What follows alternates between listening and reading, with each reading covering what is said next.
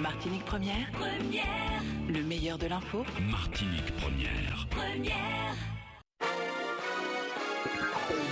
Service maximum avec New Line, centre minceur aux Antilles. 9h, 12h, service maximum. Sur Martinique Première.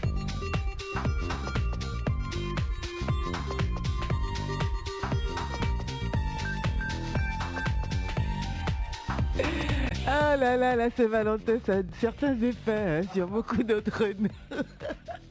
On en parlera d'ailleurs, nous aussi, de l'amour dans Service Maximum. Il est déjà 9h08 sur notre antenne. Dans quelques instants, nous serons avec Dr Martinique qui en parlera d'anatomopathologie. Voilà, avec une spécialiste installée ici en Martinique. Vous découvrirez cette pratique, pas nouvelle pratique parce qu'elle n'est pas nouvelle, mais en tout cas, vous découvrirez cette pratique avec vos appels au 63 23 23. Ce sera donc le Place aux experts. Juste après, le forum des auditeurs. Et puis à 11h, ce sera Karine Fleury, la psychologue qui nous accompagne le mercredi et qui sera donc en studio pour revenir sur la relation entre père et fille. Le premier mercredi du mois de 9h à 10h, entre 9h et 10h, donc dans Place aux experts, nous accueillons Dr Martinique avec une thématique à chaque fois, un spécialiste à découvrir et même une pathologie. Aujourd'hui, on va s'arrêter sur l'anatomatologie. Eh oui, ou encore l'anatomie des pathologies, pour avoir jeté un œil, parce que c'est vrai que ça paraissait compliqué à rappeler. Nous verrons en quoi consiste donc cette pratique et à quoi sert-elle. Nous connaîtrons les contours de la profession. Docteur Martinique est une anatomopathologiste, est avec nous donc en studio et répondra à vos questions 63 23 23. Docteur Martinique, bonjour. Élevé, qui nous galou. Ça va. T'as pas encore fait? Ah bah oui, c'est la Saint-Valentin cette semaine. Eh ben, Saint-Valentin. Eh oui. Aïe, aïe, aïe, il faut pas que cherche un bail bon, quoi. Mais oui, j'ai apprécié déjà la chemise rose pour ce matin, puisqu'on n'a qu'un rendez-vous hebdomadaire. Ils m'ont oublié ça. C'est qui sais, joue encore? C'est vendredi. Déjà, j'aime le chocolat, si tu veux. Ouais. Je peux te le dire. Et puis, un bel boutier flair. Un bel boutier flair, nanana, et puis un bon begin. Et puis c'est tout, t'es bien. Belle. Bonjour tout le monde. Merci d'être avec nous ce matin. Et vous n'êtes pas venu seul. Ah ouais. Moi, je remercie Dr Joannel Sulpici, Caroline, d'y accepter l'invitation nous parce que c'est des médecins qui sont indispensables, mais qui dans l'ombre. Et là, il dit moi oui, Cavini, et moi, t'es content. Merci encore parce que. Je vous en prie, merci. Ben, moi aussi, je faisais. Ouais. Vraiment, c'est notre cas travail fondamental pour nous, médecins, chirurgiens, tout le monde qui de la médecine qui a passé en bas dans mes autres et nous pas connaître les autres. Tout à fait. Alors, je dis à nous connaissons métier à plat, métier à âme, montrer c'est vous dans sans autre café. Et puis c'est auditeur qui peut créer nous pour poser des questions s'il y a des précisions. Évidemment, ils sont les bienvenus. 63 23 23. Alors, docteur Caroline Joannel Sulpici, qui nos métiers là pour nous pas faire qu'on a crié ça. Alors, le nom précis c'est anatomie et cytologie pathologique. Alors, pour faire plus vite, on dit anapathe. Alors, c'est quoi l'anapathe? Voilà, qu'est-ce que c'est que l'anapathe? Alors, c'est vrai qu'on n'est pas du tout connu des gens. En fait, c'est une spécialité médicale qui consiste à analyser les cellules et les tissus qui constituent les organes et à les regarder au microscope pour faire le diagnostic des différentes maladies. Voilà, donc on analyse des biopsies, c'est-à-dire des petits morceaux de prélèvement ou carrément des organes entiers. Parfois, quand une personne est opérée dans une clinique, quand on lui enlève un morceau de foie ou un morceau d'ovaire, on l'examine au microscope et on fait le diagnostic. On fait un compte-rendu qui est adressé au médecin. Donc c'est vrai que les patients eux-mêmes ne nous connaissent pas vraiment, on n'a pas tellement à faire à eux finalement. Mais quand même, ils viennent chez vous. Alors oui, c'est vrai qu'en fait, en Martinique, les gens viennent chez nous pour déposer donc les frottis. Essentiellement, c'est vrai qu'on est plus connu pour les frottis. Également les biopsies pour les déposer au laboratoire. Voilà, ils viennent avec leur petit flacon et déposent les prélèvements. Alors, on distingue l'anatomie pathologie générale et puis l'anatomie pathologie spécialisée, non? Alors, l'anatomie pathologique est une spécialité en elle-même. Elle est vraiment différente des labos d'analyse médicale. C'est vrai qu'on est souvent confondu. En fait, c'est vrai qu'on travaille... Quelle différence? Alors, quelle différence? Eh bien, on travaille aussi, nous, dans un laboratoire avec des machines, mais ce ne sont pas les machines qui font le diagnostic. On fait le diagnostic au microscope. Et en fait, on n'analyse pas le sang. On ne fait pas de numération, de biologie, voilà, pour regarder les constituants du sang, dire si on a une anémie, des choses comme ça. On analyse vraiment, nous, donc les cellules et les tissus, les petits morceaux d'organes, et ça, parfois un peu les urines aussi, mais c'est toujours pour rechercher plutôt les cellules anormales, les cellules cancéreuses ou précancéreuses. C'est autre chose, c'est un autre métier. Alors, vous travaillez aussi dans un laboratoire? Tout à fait. On travaille aussi dans un laboratoire. Le nôtre se situe au patio de Cluny à Schellcher. Vous êtes peu nombreux, je crois, le seul laboratoire privé. Oui, on est le seul laboratoire privé de la Martinique, en effet. Autrement, il y en a un autre au CHU. Tout à fait. C'est Donc, le laboratoire du CHU, ça fait donc deux laboratoires. Deux laboratoires. On s'entend très bien, on échange, parfois on peut être amené à discuter des cas difficiles de patients. Il y a une très très bonne entente entre les deux laboratoires. Est-ce que c'est ce qui explique les 3-4 semaines parfois de délai avant d'avoir les résultats? Alors, vous voulez dire l'entente entre les deux labos? Non, c'est le fait que vous soyez que deux. Ah oui, alors en fait, effectivement, il n'y a que deux labos. On est, c'est vrai, extrêmement débordés, comme la plupart de nos confrères. Et puis, vous savez, le diagnostic anatomopathologique est un diagnostic qui doit être très méticuleux, très précautionneux, parce qu'il y a des conséquences qui sont extrêmement importantes pour les gens. Et donc, il ne s'agit pas de mal faire son travail et de se tromper. Donc, effectivement, on ne peut lire qu'un certain nombre de prélèvements par jour, parce que sinon, on peut faire des bêtises, il y a la fatigue, etc.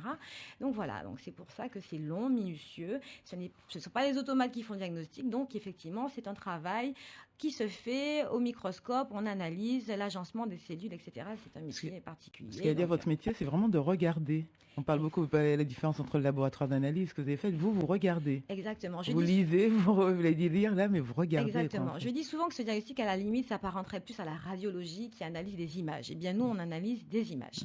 Des images des tissus. Des tissus, exactement. D'accord. Vous êtes que deux au laboratoire?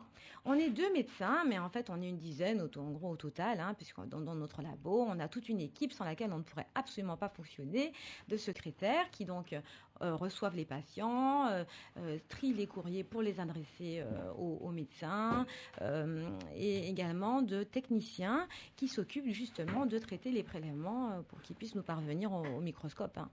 Mais tous les tissus, toutes les lames passent sous les yeux de ces deux médecins. Exactement. On a également des cytotechniciennes qui nous aident à lire, à screener, à regarder dans un premier jet de frottis. Pour les frottis, on a des cytotechniciennes qui sont des techniciens spécialisés pour la lecture des frottis. C'est une spécialité de la médecine, vous l'avez dit, docteur? Oui, tout à fait.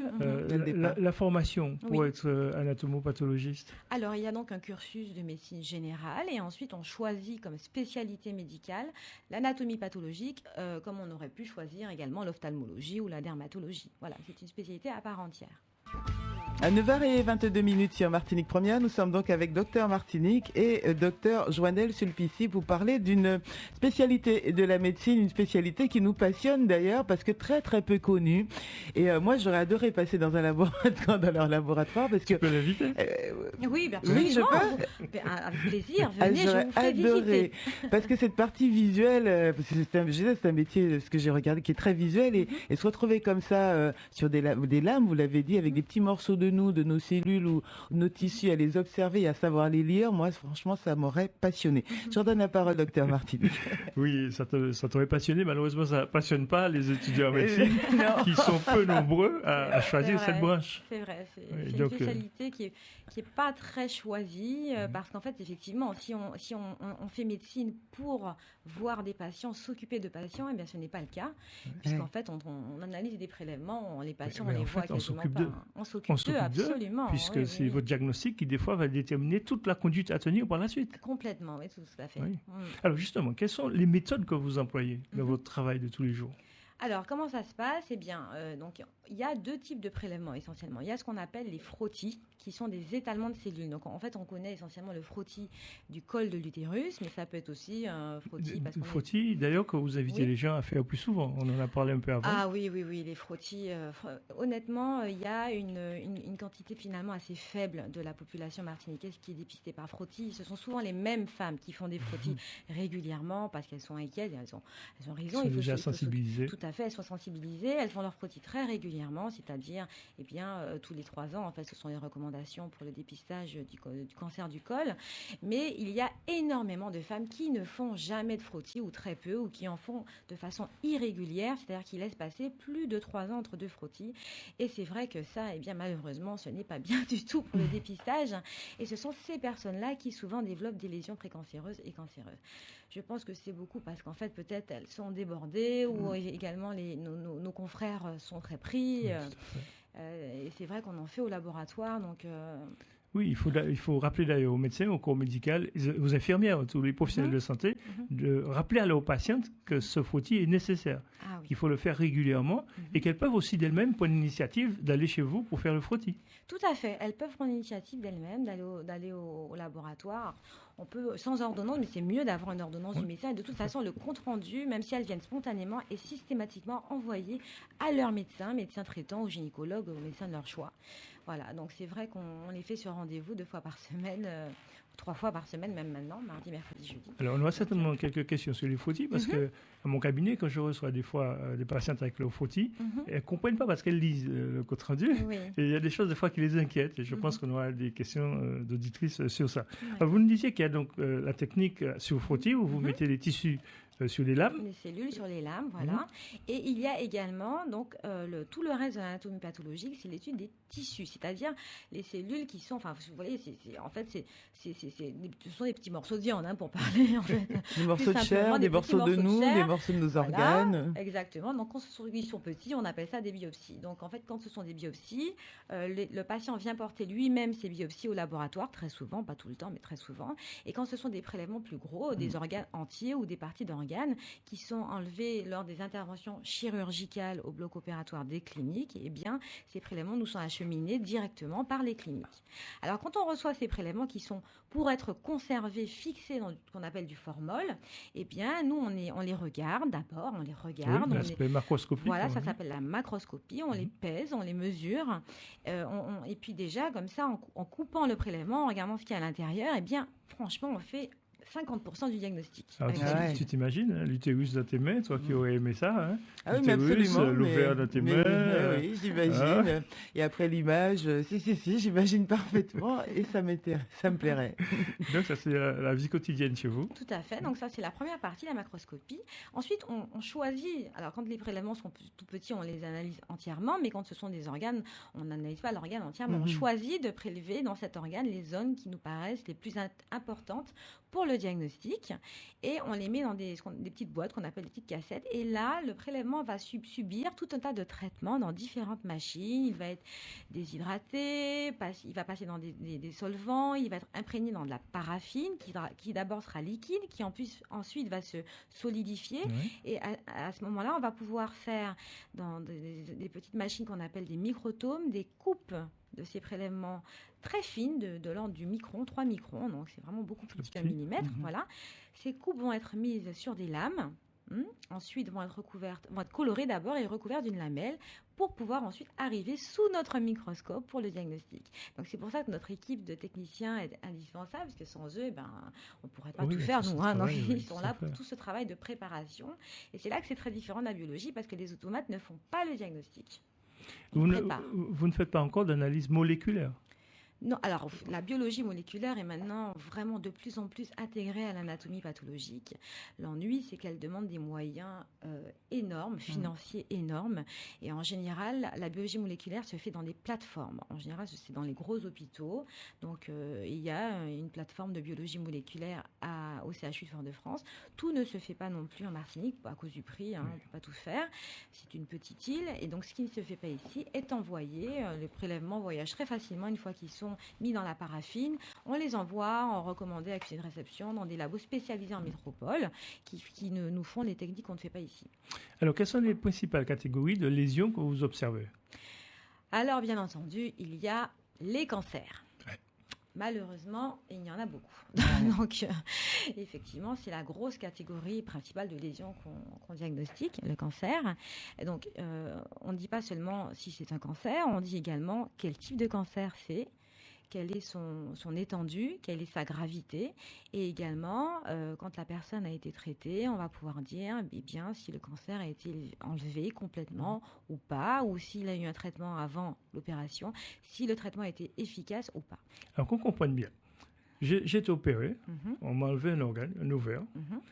On vous l'envoie. Donc, on pense déjà que c'est cancéreux, peut-être sur les examens complémentaires, ou bien on pense que c'est bénin, mais de toute façon, on vous les envoie. Absolument.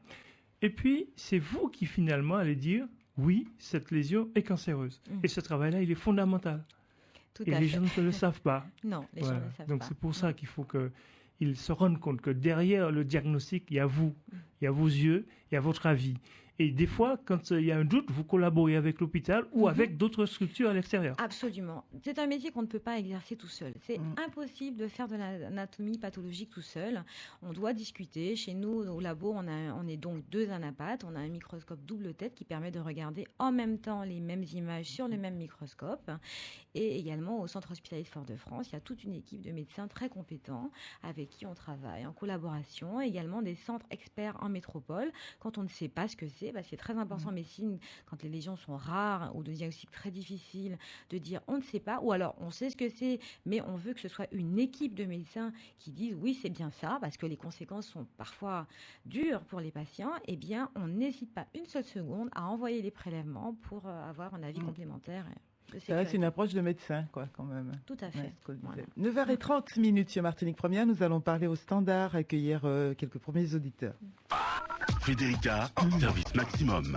Première. Allez, je vous propose de vous arrêter tout d'abord à Sainte-Luce avec Sandra. Bonjour Sandra.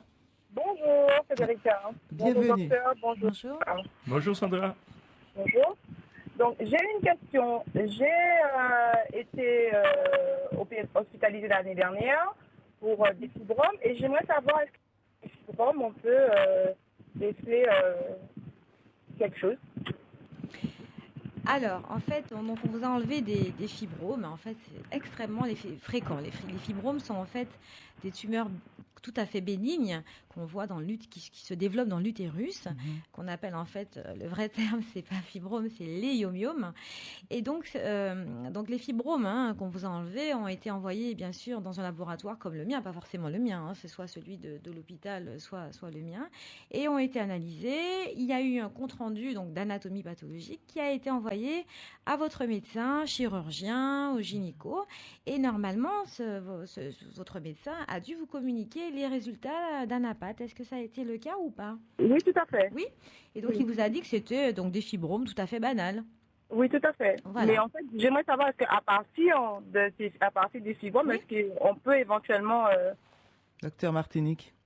Est-ce que c'est un signe ou est-ce que ça peut s'aggraver? Est-ce que le fibrome peut se transformer en cancer? Non. Est-ce qu'à partir des fibromes, on peut déceler une maladie? Ah non, là, le fibrome en lui-même est une lésion en fait. Donc le fibrome est quelque chose qui n'est pas normal, même si c'est tout à fait bénin. Donc ce sont comme des petites boules, si vous voulez, qui se développent dans l'utérus, qui peuvent être très grosses. Parfois, ça peut même mesurer 10 fois 12, 15 cm. Sandra, pour simplifier, imagine une pelote de laine. Tu vois, le fil de la laine, le boin de laine, c'est un tissu fibreux qui constitue ton utérus. Et puis ces fibres-là se mettent à se développer toutes seules, et puis elles s'enroulent, elles fait comme une boule de laine à l'intérieur de l'utérus. Voilà, c'est tout simple comme ça. Imagine ça comme ça, c'est pas grave. Et on l'enlève, et puis c'est fini. En fait, c'est une pathologie, entre guillemets, c'est déjà, une quoi. pathologie. C'est pas le début d'autre chose, quoi. Non. D'accord. Donc il est quand même conseillé aussi de toujours faire le frottis régulièrement tous les 3 jours. Ah oui, absolument. Le frottis n'a rien à voir avec les fibromes. Quel âge vous avez, Sandra? 4. Quel âge vous avez? 40 ans. D'accord.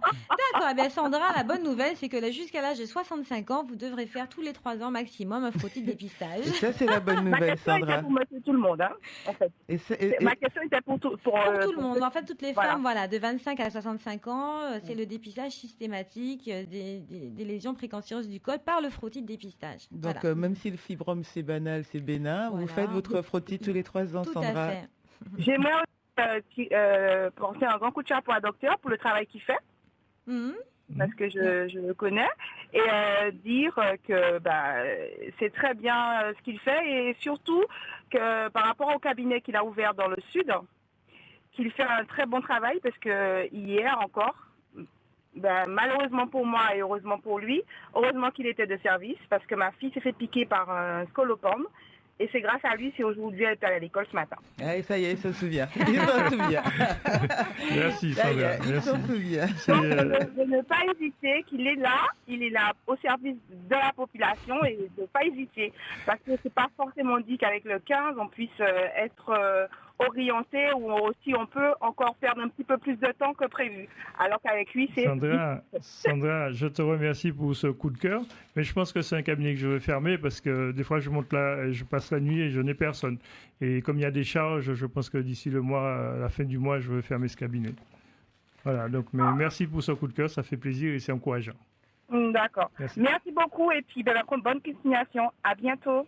Au revoir Sandra. Au revoir Sandra. Bonne journée. Bientôt 9h35 sur Martinique Première. On va continuer avec d'autres appels. 63 23 23. On s'arrête au Lamentin avec Roger. Bonjour Roger. Bonjour Frédérica. Que je me permets de te féliciter pour tes émissions. Merci Roger. Et également, j'associe ces félicitations à Dr Martinique. Bon. Merci Roger. Parce qu'on a dans ce pays à ne pas trop dire les qualités des gens, mais leurs défauts. Bon, ce que je voulais dire, c'est que il y a quand même quelque chose qui m'a gêné un peu dans ce que j'ai entendu tout à l'heure, dit par le docteur, c'est l'insistance de dire on va envoyer en métropole, on va envoyer. Bon, je comprends très bien, je ne suis pas du corps médical, mais qu'on puisse essayer d'aller plus loin. Mais le plus loin, malheureusement, c'est toujours la métropole. Ce que je veux dire là, c'est que on a tendance quand même à croire que le fait de dire en métropole, c'est une panacée qui va résoudre tous les problèmes et faire des miracles. Je termine en disant que dans ce domaine de la cancérologie, j'ai entendu Dr Escarment dire qu'en Martinique, on est un des mieux placés pour non seulement les préventions et bientôt maintenant les traitements. Alors, je ne sais pas si pour le malade, c'est pas un petit peu quand même qu'un arbre à double tranchant de dire en métropole, on croit qu'on va, parce que le truc est parti en métropole, on a une solution, ou inversement, ne pas avoir confiance en Martinique. Alors, réaction, docteur, parce que je voudrais qu'on reprécise. Voilà, oui, je vais donc repréciser. En fait, ce que je disais, il faut savoir que 99% des diagnostics se font parfaitement bien en Martinique. Il y a uniquement le 1% de lésions qui sont très très rares ou extrêmement difficiles à diagnostiquer, pour lesquelles il faut des techniques qui sont donc de biologie moléculaire qu'on ne fait pas en Martinique, qu'on envoie les prélèvements en métropole. Mais on n'est pas du tout... vous prêchez une convaincue, je suis persuadée qu'en Martinique, on fait des diagnostics qui sont très bien et on n'a pas besoin d'envoyer... Quand vous avez dit qu'on envoie, on envoie parce qu'on n'a pas le matériel, l'outillage, l'instrument. Souvent, on n'a pas on envoie aux hommes, on envoie une machine en fait. On envoie une partie du prélèvement parce qu'en fait, on a besoin pour ce diagnostic de cette maladie très rare de rechercher une molécule qu'on ne peut pas rechercher ici. Mais c'est tout, sinon les diagnostics se font ici, sans oui. Et vous avez dit 80, combien la part 99% des diagnostics se font ici. Roger, est-ce que tu n'aurais pas préféré, s'il s'agissait de toi, qu'il y ait un doute sur un prélèvement, qu'on appelle un autre médecin, qu'on lui envoie la lame, qu'on lui demande son avis, Tu sais, ça se fait pratiquement couramment en médecine. Il y a des conférences entre médecins, quand il y a un cancer notamment, pour adopter le traitement en fonction du patient. Donc c'est une collaboration qui est à l'honneur des médecins qui ne détiennent pas forcément la vérité à 100%. Et quand il faut un avis, on n'hésite pas à le demander pour que le résultat qu'on donne pour toi, Roger, soit sûr. Absolument. D'ailleurs, dans le service du docteur Escarment, se tiennent des réunions de concertation pluridisciplinaires où les décisions sont prises à plusieurs pour les patients. Et là, on parlait vraiment de diagnostic, d'analyse et pas de soins. Non, c'est vraiment du diagnostic, là, exactement. Et voilà, c'était la réponse pour Roger. Je remercie vous tous de m'avoir éclairé, d'accord, mais ma question est utile, ça a permis de donner des précisions disant que les diagnostics sont quand même fiables en Martinique, mais il faut aller plus loin. Absolument. Je vous remercie tous. Merci Roger. Merci Roger. Merci de nous écouter. On va continuer à 9h38. On va accueillir Chantal depuis Fort-de-France. Bonjour Chantal. Bonjour Frédérica. Bienvenue à toi. Bonjour à l'intervenante. Bonjour, Bonjour Chantal. au docteur. Bonjour Chantal. Bonjour Chantal. Merci. Avant de poser les deux questions, parce que ce n'est que deux questions que j'ai à poser, je voudrais faire un petit coucou à Frédérica. Je pense que Frédérica, si tu n'existais pas, il fallait t'éventer. Maman. Tes émissions sont superbes. Franchement, au top. Maman. Ça, c'est de Ah la oui. déclaration, ça. Ah hein. oui, Ouais, pour ah la oui. Saint-Valentin. Et puis, Donc elle fait un peu de jalousie là. Non, mais c'est pour ça, mais tous mes amants sont et puis, montés. il faut dire que j'avoue que quand on est en fin d'année, je sais pas comment expliquer ça, en jeu, c'est ça, Oui. l'émission des RFO, de Oui. Martinique Pommier, pardon, s'arrête en jeu, c'est ça? Oui. Eh ben, je suis inquiète parce que je me dis, est-ce que Frédérica va revenir? Maman. Ah ben, ça te fait plaisir, Chantal. Merci, Sincèrement, je ne Frédérica. sais pas quoi dire. Ah, non, Allez, non, je non, me non. tais. franchement. Chantal, t'inquiète pas, la direction écoute. Très bien. Non, mais il faut reconnaître. Franchement, il ne faut pas comparer, ce n'est pas comparable. Non, Frédérica, elle est au top. Non, franchement, Jérémy Edouard, j'espère m'entend et qu'il prenne note. Bon, allez, moi je croise les doigts dans le doigt. Alors, mes questions seront les suivantes et j'écouterai la réponse par le biais de la radio. J'aimerais savoir pourquoi tous les 3 ans pour faire un frottis, parce qu'entre-temps, je me dis qu'en quelque part, s'il y a quelque chose, voilà quoi. Je trouve que c'est trop éloigné. Et ma deuxième question, j'ai entendu l'intervenante qui disait que les frottis se font, je ne sais plus à quel âge, de 25 à 65 ans. Pourquoi 65 ans? Donc, savoir tout simplement, est-ce qu'au-delà de 65 ans, on peut faire des frottis et pourquoi ça s'arrête à 65 ans? Donc, je raccroche et j'écoute la réponse à travers la radio. Merci Chantal. Merci et puis bisous à tout le monde. Un gros bisou à toi. Merci, Deux questions en plus, généralistes en plus, en fait, effectivement, qui concernent toutes celles qui écoutent. Pourquoi un frottis tous les 3 ans? Alors, pourquoi tous les 3 ans? Eh bien, parce qu'en fait, les lésions précancéreuses du col se développent lentement. Donc, en faisant un frottis de dépistage tous les 3 ans, on est à peu près sûr de rattraper les lésions qui auraient évolué entre les deux frottis. Et également parce qu'en fait, comme c'est la sécurité sociale qui rembourse les frottis, eh bien, rembourser un frottis tous les ans ou tous les 2 ans, eh bien, ça coûte plus cher que de rembourser un frottis tous les 3 ans. Donc, en fait, à la fois pour des raisons médicales et économiques, eh bien, on propose un frottis de dépistage sur les 3 ans. C'est suffisant. Oui, c'est suffisant. Alors, il y a des femmes qui sont inquiètes, qui veulent faire plus souvent le frottis. En fait, ce qui est plutôt embêtant, c'est les gens qui ne le font pas tous les 3 ans et qui laissent passer 4, 5 ans, voire plus, sans faire de frottis. Et voilà. La tranche d'âge. Alors, la tranche d'âge, déjà pourquoi 25 ans? Eh bien parce qu'en fait, les lésions du col de l'utérus sont, dans 100% des cas, dues à un virus qu'on appelle le papillomavirus qui s'attrape par voie sexuelle, dans les toutes premières années de la vie sexuelle, qui est extrêmement répandu et qui, par contre, s'élimine en général très facilement, qui s'élimine spontanément, on va dire.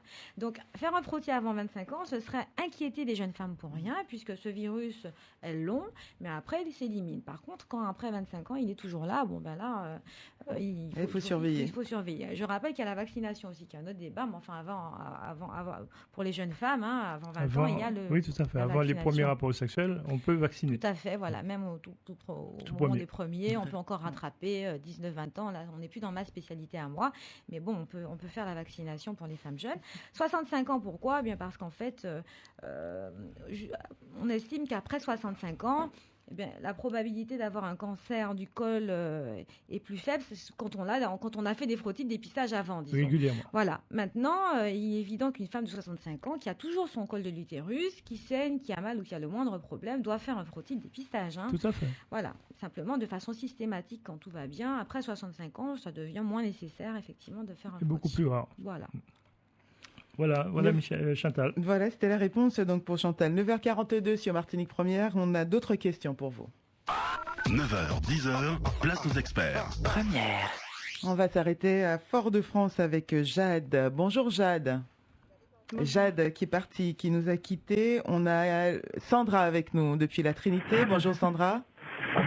Oui, bonjour. Bienvenue à toi. Oui, bonjour docteur, bonjour Frédérica.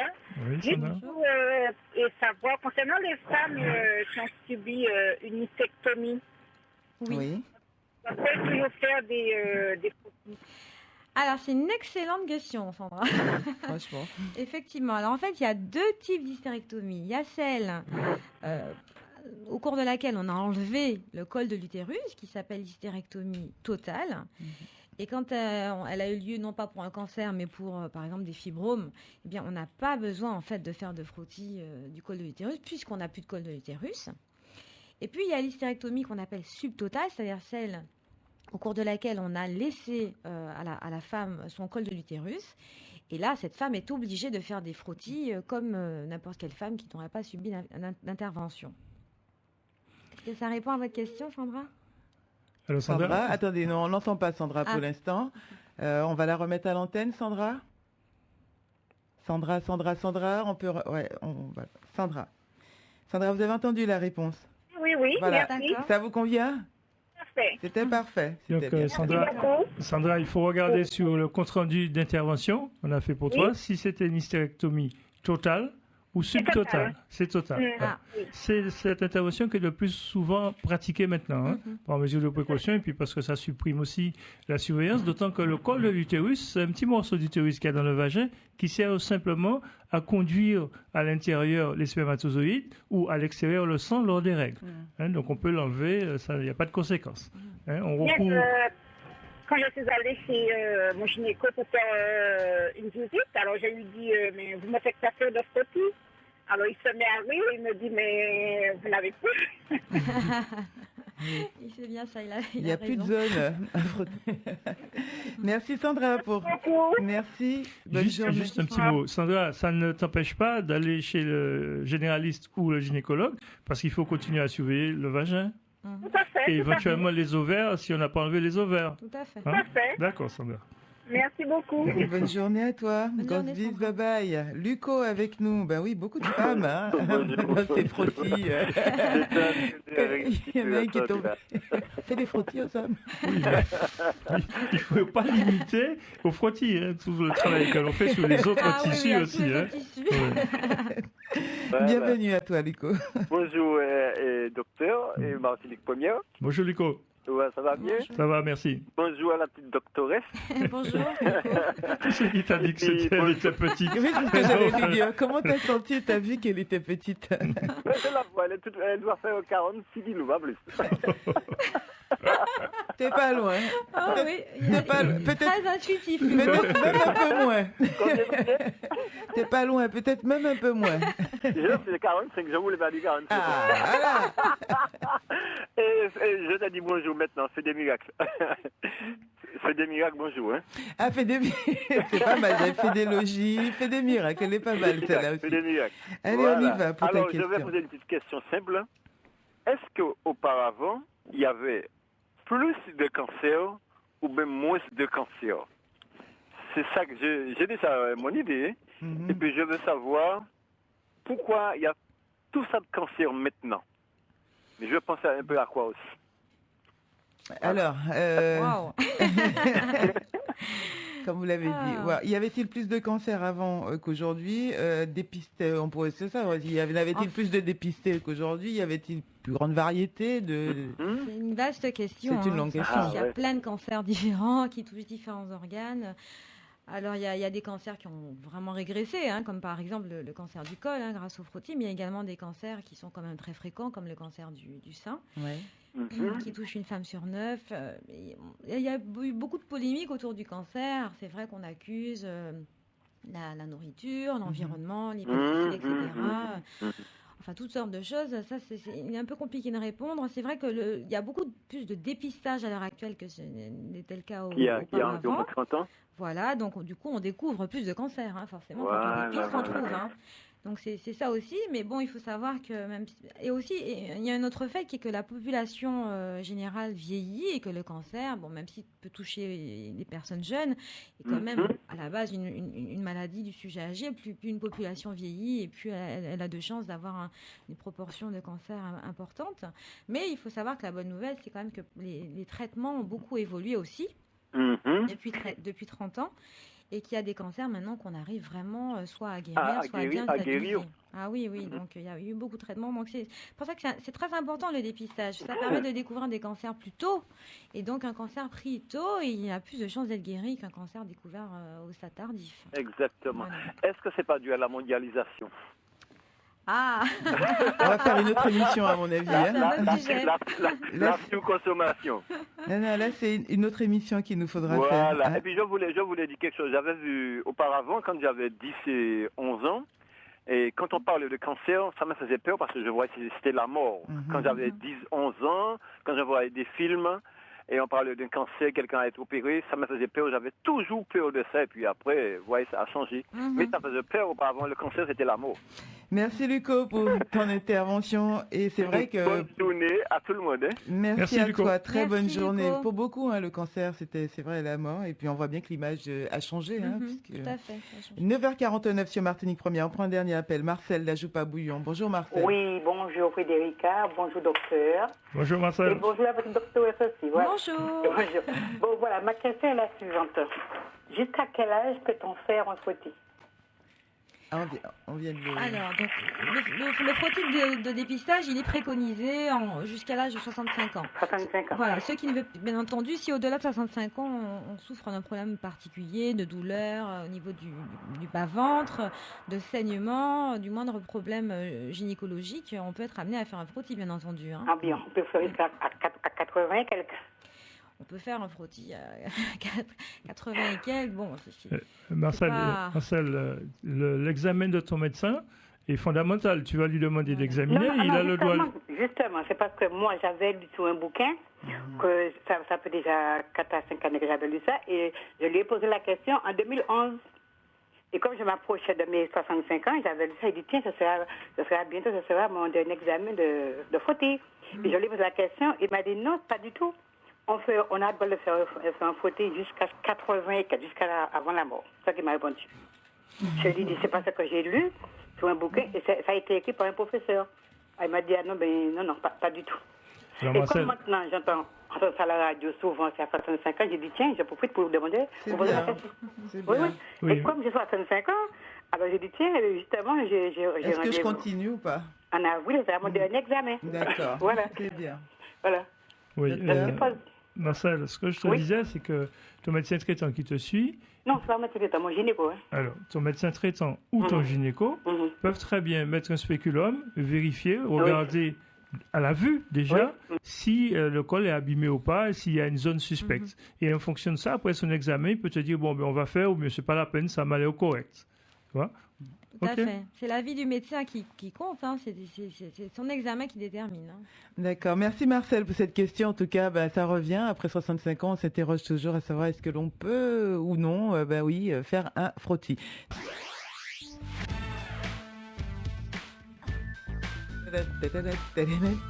Bonjour Huguette, bonjour Désir, Manuel, Max, quelle équipe? 9h52 sur Martinique Première. Anne-Marie avec nous depuis Macouba. On va terminer ces dernières minutes avec vous. Bonjour Anne-Marie. Merci de me prendre hors temps. Bon, je ne vais pas te féliciter pour pas que tu te prennes dans la recette. Bon, bonjour les confrères, je suis un vieux médecin de prévention, je suis docteur Gilles. Madame Joannelle me connaît depuis bien longtemps. Alors, je voudrais simplement vite fait vous dire que moi je suis un vieux médecin de prévention et je connais bien le terrain et l'attitude des femmes. Pourquoi elles ne se font pas faire les prélèvements et enfin tout ce qui est AMREC, etc., cancer du col, mammographie. Moi j'ai une explication de terrain, c'est que les femmes, je vais blaguer, elles n'aiment pas trop montrer leurs affaires. Même pas à leur médecin traitant. Ils peuvent prendre l'attention, mais j'ai la notion qu'ils n'aiment pas trop qu'on aille voir par là. Première chose. Deuxième chose, chez le gynéco, il y a des listes d'attente un peu longues. Et puis pour peu que quand elles ont enfin le rendez-vous, c'est le jour ou de leurs règles ou le corée ou n'importe quoi. Première explication. En tout cas, moi je veux absolument insister sur le fait que moi je suis même prête, maintenant que je suis à la retraite, à donner un coup de main pour les prélèvements, puisque c'est des médecins qui doivent faire les prélèvements.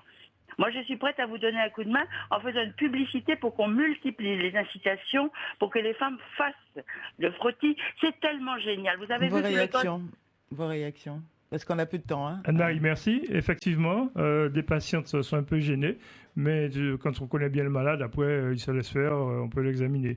Il y a le rôle du médecin à vaincre cette réticence. C'est vrai que ça peut être long chez les gynécos, mais systématiquement aussi, ils y pensent quand les malades y vont. Mais c'est vrai que notre rôle à nous, ici, en prévention santé, en communication, sur la santé, il faut que les gens aillent faire leur frottis. Tout à fait. Je voulais dire aussi qu'il y a également maintenant les sages-femmes qui ont le droit de faire des frottis. Il y a les médecins et les sages-femmes, il faut le savoir. Ouais.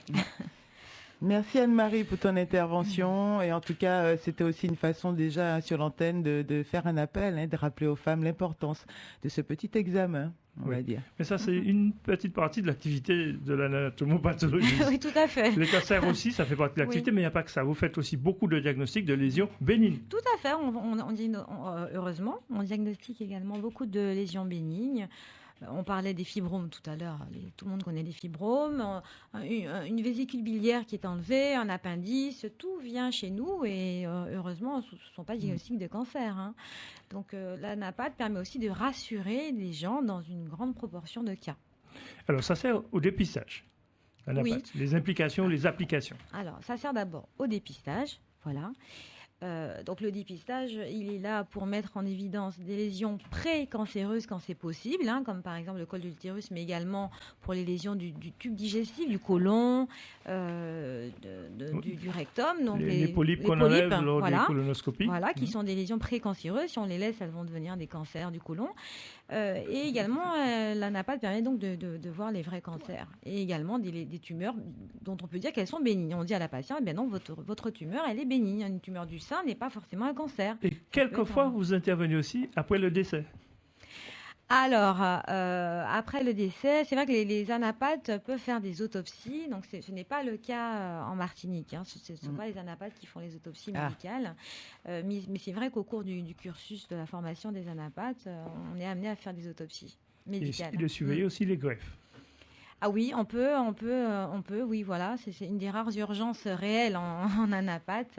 Au cours des greffes, on peut être amené à recevoir des prélèvements. Vous n'avez dit pas que le cancer, mais les autres pathologies ou maladies. Moi, j'ai vu l'hépatite. Quelles sont les autres maladies ? Alors, parce que c'est vrai, quand on pense frottis, on pense toutes ces on pense surtout frottis, on pense aux femmes. C'est pour ça que j'ai dit que les hommes. Quand on a fait une biopsie d'une lésion sur la peau, voilà, on envoie un anapathe. Oui, et c'est pas également que pour déceler un cancer. Ce que je veux dire, la biopsie, c'est pas. Non, la biopsie peut mettre en évidence des lésions qui ne sont pas du tout des cancers. Qui sont un eczéma. Un eczéma, voilà. On a une éruption, je ne sais pas ce que c'est. La lèpre, on en parlait il n'y a pas très longtemps. C'était juste pour le rappeler à nos auditeurs. Exactement. 9h57 sur Martinique Première. Docteur Joannelle Sulpicy, merci d'être venu encore une fois. Merci à vous de m'avoir invité. Évidemment, on vous invite de nouveau. Jusqu'en juin, nous serons là avec beaucoup de plaisir, et notamment pour les femmes. Merci, docteur. Pas de problème, c'était une façon pour nous de parler de cette fameuse région basse. Les femmes se plaignent beaucoup de règles douloureuses. J'ai beaucoup de demandes à ce propos. On va la retrouver dans Ce serait bien de retrouver pour voir les pathologies en fait qui nous font souffrir dans cette région. Bonne journée à vous, bonne semaine. Bye bye. On se retrouve en mars, 9h57. Retrouvez Service Maximum en podcast sur le site martinique.lapremière.fr, rubrique radio.